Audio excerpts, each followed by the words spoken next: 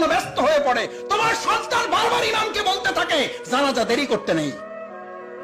বলে, আমি বলতে শুনেছি পুরো আমার চোখের সামনে, বাবার সামনে কফিনে দাঁড়িয়ে নিজের পুত্রকে বলতে শুনেছি, মাসুদ ভাই বক্তৃতা লম্বা করবেন না।